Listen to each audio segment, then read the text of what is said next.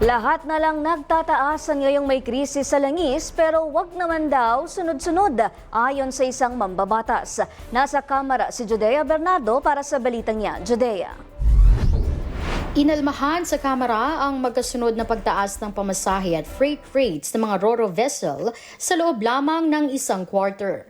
Dahil dito, ipinanawagan ni Quezon City 3rd District Representative Reynante Arrogancia ang agarang pagsusuri sa mga dagdag singil sa inter-island shipping na may direktang epekto sa presyo ng mga bilihin. Binigyan din nitong hindi dapat basta na lamang nagtataas ng singil ang mga operator ng walang malinaw na paliwanag. Git niya, may domino effect ang paggalaw ng ro-ro rates sa presyo ng pagkain at iba pang pangunahing pangangailangan. Ipinaalala rin ng mambabatas na kahit pa deregulated ang sektor sa ilalim ng umiiral na batas, nananatili ang kapangyarihan ng Maritime Industry Authority o Marina na tiyakin ang makatwirang presyo at mamagitan kung kinakailangan upang maprotektahan ang publiko.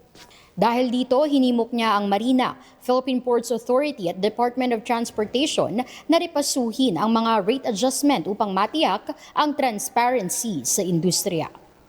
Mula rito sa mababang kapulungan ng Kongreso, ako po si Judea Bernardo, DATV News. Maraming salamat sa iyo, Judea Bernardo.